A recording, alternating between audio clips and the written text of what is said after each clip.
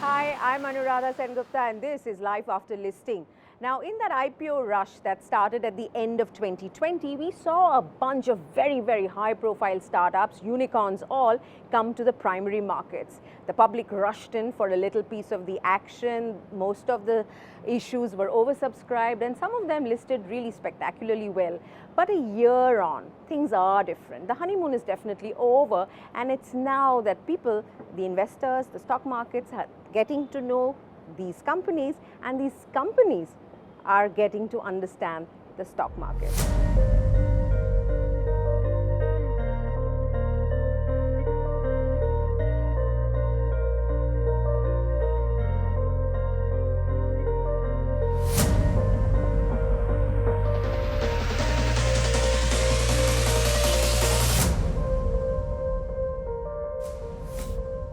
To hear the details of this story up close and to understand what it feels like to have been on a roller coaster, I'm in Gurugram at the corporate headquarters of PB Fintech, which is the company that runs Policybazaar and Paisabazaar. It listed around Diwali, that's last November. It was welcomed with great fanfare. It listed really well, but since then that stock has been underperforming and life's been a bit of an emotional roller coaster. To find out exactly what's going on and what keeps them committed to the vision and strategy that's powering the company, I'm meeting co-founders Yashish Dahiya and Alok Bansal.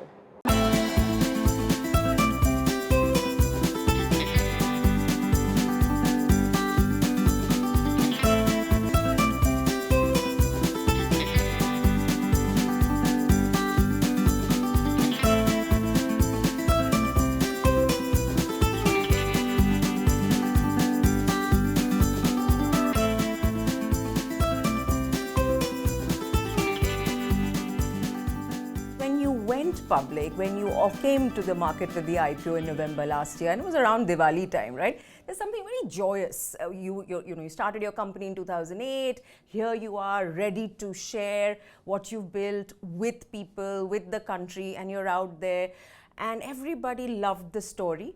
You had a great listing. And then the whole year that's followed, you were going to complete a year soon as a public company, things have changed.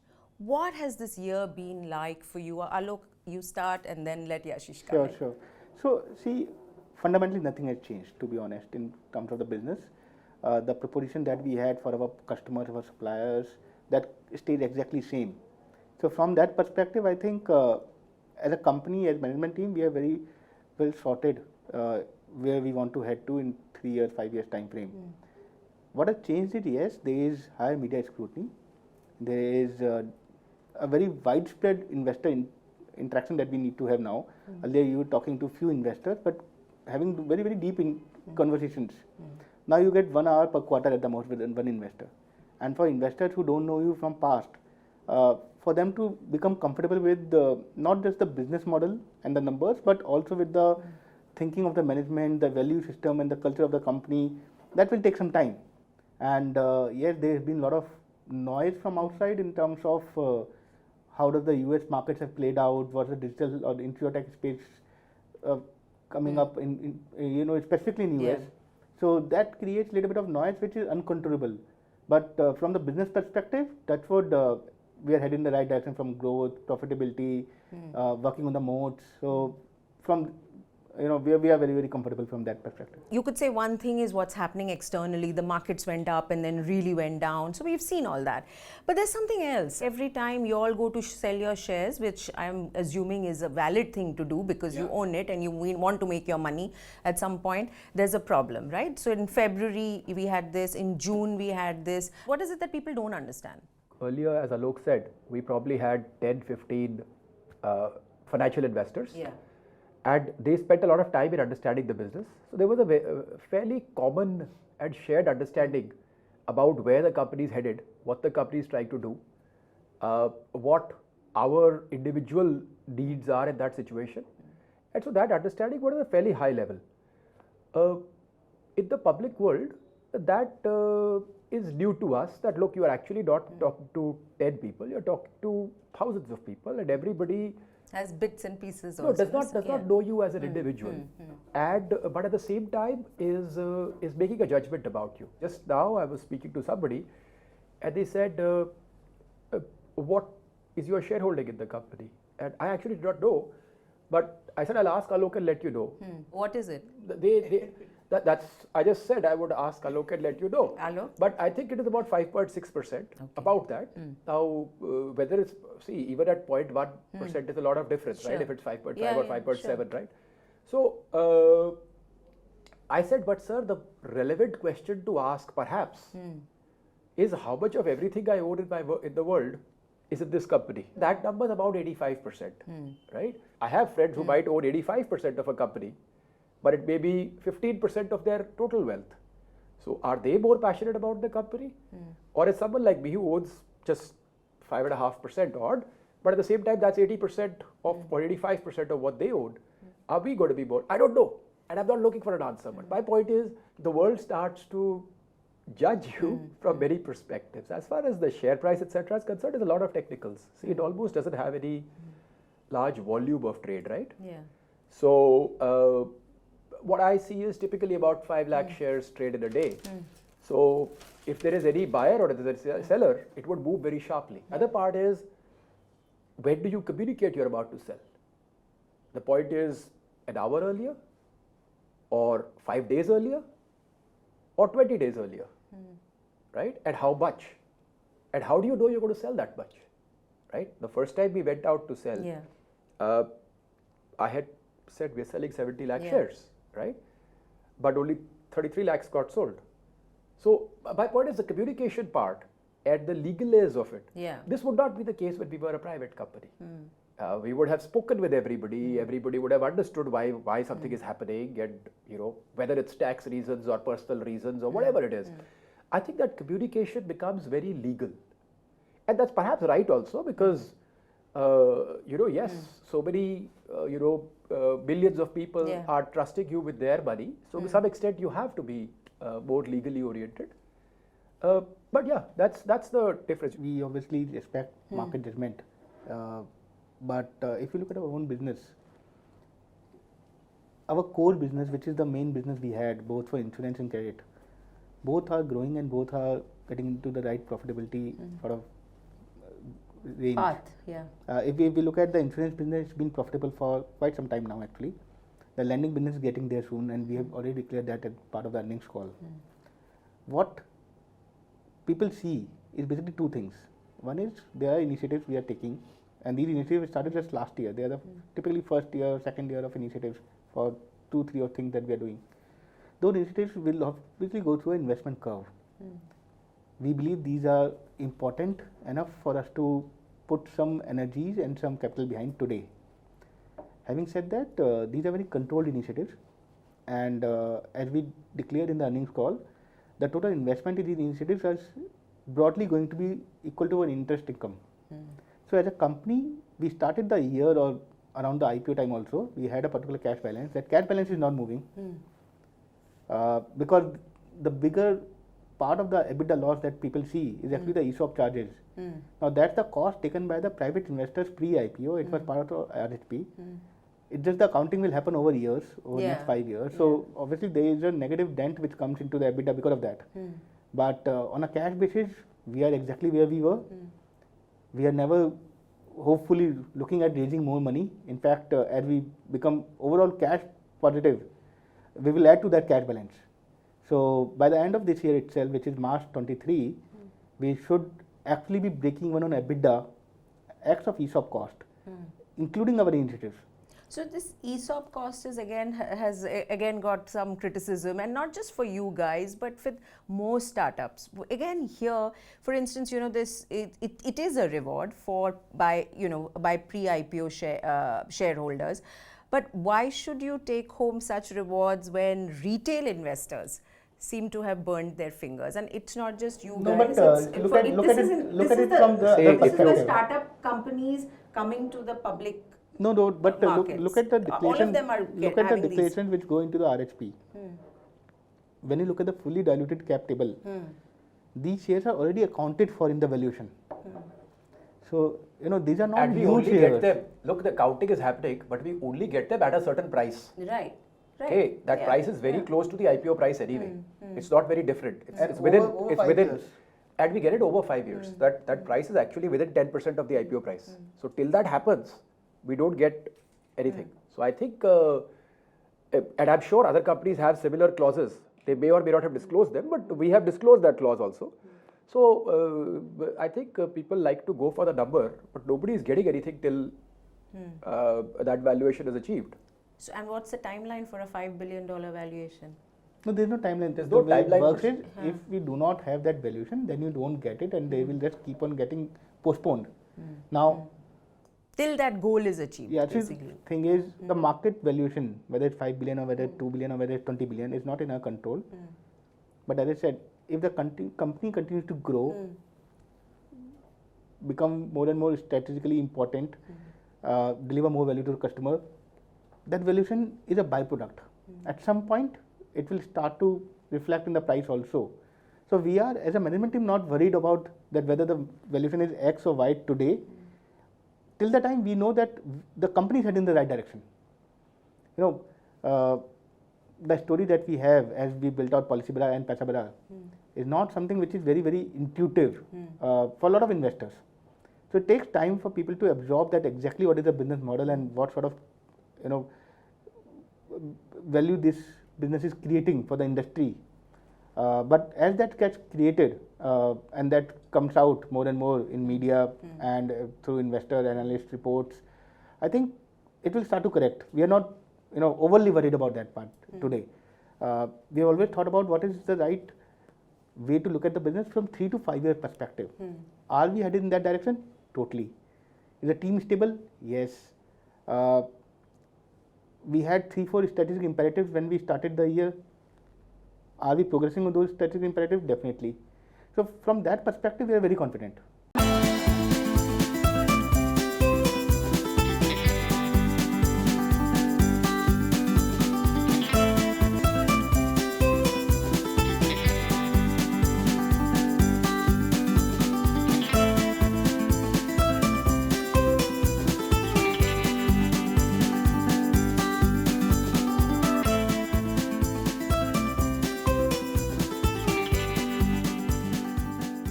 Would I be right in saying that there is perhaps not enough understanding of how startups function financially, and now that they are public companies, how to evaluate them, Yashish? Because I don't know. I mean, I I'm totally just. agree. At least, look, I can't talk about startups per se. I can talk about Policybazaar. What are the misconceptions? Or the lack of understanding, So misconceptions, if that's what you're saying is happening. As I speak with investors, as I speak with analysts, I'm talking about sophisticated investors and sophisticated analysts. What are the pieces most of the time even they miss? So forget about the retail investor, right? 97% of the business in this industry, in the insurance industry, is done by paying somebody X, and then they go and find a customer and they do that business. If that X is not paid, the business stops, right? We are perhaps one of the very, very few places where the customer is coming on his own to the platform, right? Today, if I stopped all my marketing spend, I just switched it off totally, You'd still get. 85% of them will still come. I don't think Akshay Kumar wants to hear that, no? No, but I'm just, that's the reality, right? Because the platform has been, that's what a platform is over 14 years. The second part, as we grow, we have a certain contribution margin, our core businesses, right? And I'll answer that part also. Our core businesses make about 35% margin per se. So if you look at last year to this year, our core business will grow by about 500 crores revenue. That means the core business is adding 150 crores of contribution. As long as my fixed costs don't grow at the same rate, I'll be making profits. Over a 5-year period, as a minimum, that adds up to 750 crores. There's no rocket science in this. I think that's the least understood part about, because everybody is, when I speak to most of the analysts also, they are used to seeing companies in static. So they say, okay, this is the volume, this is the cost, etc. So let me put another thing to you. We started new initiatives last year about the same time as we did the IPO. Yeah. If we did not do them, we would have been profitable for the last 2 quarters as a company. So here is a company that is not chasing profits. Because that's the easiest way for me to have turned profitable, right? And that's what you would see. The easiest way for anybody to turn profitable was to not invest in those new initiatives. Is to switch off new initiatives. Is to switch off unprofitable initiatives, right? But wasn't your IPO the public, the money you raised, a large part of it for some of the new initiatives? No. None of it was for the new initiatives. You really think about it, very, very small amount of it. Okay. Very, very small. It was the reason, and that's the problem, right? People assume that people are going to try to overmanage things to deliver numbers. That is not who we are. That's fundamentally not who we are. We are building an organization, and that's, I think, the biggest difference between founder-led companies and what you will say non-founder-led companies. The founder-led companies are half mission and half profit goals. And in fact, if you ask me honestly, I think it's 80% mission and 20% profit goals. Now, the point is, that said, profit is inevitable. It's inevitable.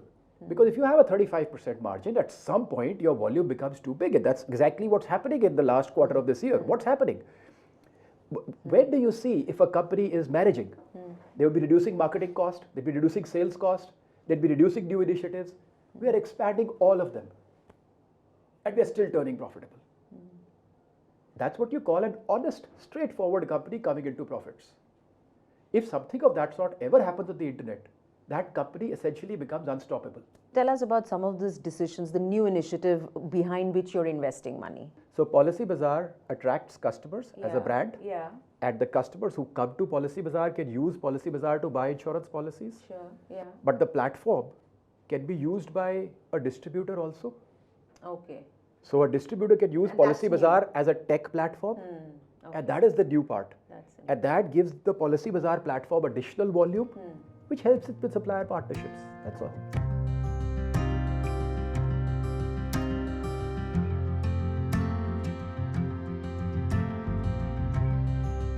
So this offline pivot that Policybazaar has made in the last 2 years or so? It's actually the last 8 months, but yeah, sure. So July is when we started. So in terms of stores, in terms of the human, the human face to selling insurance, is that because of insurance and the products, or is it because of India and the way Indians need to buy insurance? We have 2 kinds of products, right? We have motor insurance and two-wheeler, which are automated. Yeah. 90% they don't need to talk to anybody. Then we talk about health and term insurance. Here, it's not just about research, because those customers are already researching with us. It's eventually about how much time do you get conversing with a customer. And so I'll give you one data point. Any customer who speaks to us for 15 minutes, there's a 50% chance they will buy an insurance policy from us. Now the question is, how many customers can I have a 15-minute conversation with? Not everybody wants to have that 15-minute conversation only on the call center. Some people say, if you want to have more than a 3-4 minute conversation, you need to come and meet me, right? And so we are doing that as well. But the data is the same. So the offline business is a result of India's needs? Totally. And it's some discovery that we had actually during COVID, because during COVID is the first time that our employee base went home. And we tried some tests. We said, okay, what if we give you some of your appointments near your house? Yeah. How unusual is it for a digital company? No, so don't look at it as a pivot. Yeah. It's just an extension of the same value chain that we do. Okay. We have a fulfillment and service channel. Yeah. Now we are giving option to customers that if you want, we will come and meet you physically. That helps with 2 things, right? One, it gives the confidence to the customer that Policybazaar is not just a phone, but it's also someone I can meet in my own city. Yeah, the human connect, Right. Second, a lot of times when you're calling from, say, Gurgaon or Mumbai, you're talking obviously in Hindi plus English. Sure. But the person who's going to meet typically is a local guy. Yeah. He's going to meet and talk in local language, local lingo, and that's what builds that connect. What percentage of your 15%. 15% of your is insurance through appointments. is being sold through this offline stroke appointments? We have multiple models actually. So it's been one thing I want to clarify, because it's again one of the biggest confusions. People suddenly say, that is becoming agency. See, a typical agent in this country sells about 50,000 rupees of policies in a month. Right. Our person is doing about 15 to 20 lakhs a month. And your person is a PSOP. POSP. No. So it's just a seller of insurance. Right? POSP is a totally different model. Okay. Forget about that. Okay. And we're just talking about a person on the ground who's our employee. He's not a POSP. He's our employee. All he's doing is when an appointment is set up, he goes and meets the customer to complete that appointment. A good person gets about 100 appointments and he sells about 50 policies, 50. Okay. Yeah. Now, these appointments come because those people have researched on the platform. Got it. Probably. So all it is an extension. See, from the call center we went to video. Yeah. From So video it's you an go to extension physical. of the platform But it is with not the human the same connect. as the agency. Right. That's the important part. See, I'm not expecting anybody to go to a customer and knock on his door and say, why don't you buy insurance? Sure. That is not what we are doing. Recently, there was this news about demat accounts for insurance policies, 30% cap on insurance companies' expenditure on management expenses. I mean, there are so many, you guys know much better than I do everything that the regulator expects. Targets for insurance companies. So, give me a sense of insurance penetration and the growth of this market. And we have to always look at it from macro perspective. What are the regulators' objectives? The regulators trying to increase insurance penetration. They're trying to increase the protection element. Sure. They're trying to make sure that customers know what they are buying. So there's lots of research available to them. They're trying to bring transparency. Overall, we feel very, very aligned with the regulators' objectives. Micro, see, you cannot really get into micro and start to judge long-term situations. Sure. Those things will keep happening from time to time. When you look at the rate at which the market is growing, do you see these initiatives sort of, collectively bumping up the growth rate and the penetration of... Of course. I think it's very, very good, the regulator.